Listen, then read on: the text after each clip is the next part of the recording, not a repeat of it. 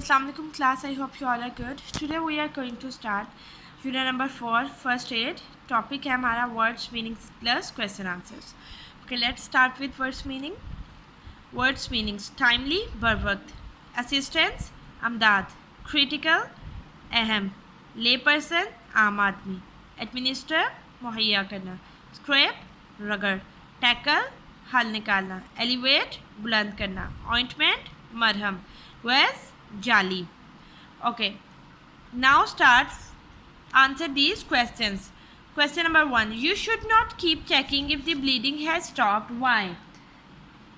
अगर खून का बहाव बंद हो गया है तो आपको उसको बार बार नहीं देखना चाहिए. क्यों? Because it may damage or dislodge the clot and the bleeding may start again. हो सकता है कि इसको नुकसान पहुँचे और आपका जो खून वो जो लोथड़ा था या ज़ख़म था उसको उखाड़ दे और दोबारा से खून बहना शुरू हो जाए. Question number 2, why is it necessary to keep away soap from the wound? ये क्यों ज़रूरी है कि ज़ख़म को साबुन से दूर रखा जाए? The soap must be kept away because it may irritate the wound. जो साबुन है उसे दूर रखना चाहिए ज़ख़म से क्योंकि ये ज़ख़म में सोजिश पैदा कर सकता है. Next question is, how is an antibiotic cream और ointment good in healing the wounds? जो भी कोई जरासीम कश या जरासीम से साफ़ करने वाली क्रीम या मरहम है उसे ज़ख़म को मजबूत करने में किस तरह वो मुफीद है. एन एंटीबायोटिक क्रीम और ointment is good in healing because it keeps the wound moist. ये जो एंटीबायोटिक क्रीम है या ये जो मरहम होता है ये उसका बेहतर करने में इसलिए अच्छा है क्योंकि ये ज़ख़म को तर रखता है. What should you do if you are allergic to adhesive material used in most bandages?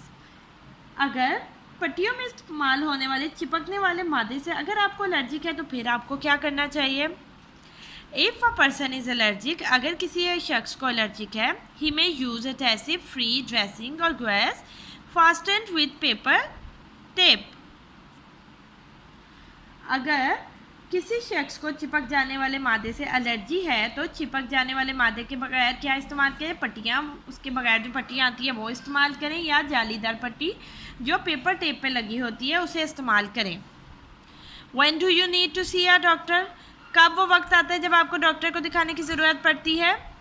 If the wound is not healing, अगर आपका ज़ख़म ठीक नहीं हो रहा, एनी रेडनेस या कोई सोजिश है या कोई सुर्खी है, पेन दर्द है, ड्रेनेज और स्वेलिंग या खून का बहाव है या सोजिश है आर नोटिस, अगर आपको ये सब कुछ दिख रहा है the doctor must be consulted, तो डॉक्टर को दिखाना चाहिए. लास्ट हमारा क्वेश्चन है, what should your first aid kit consist of?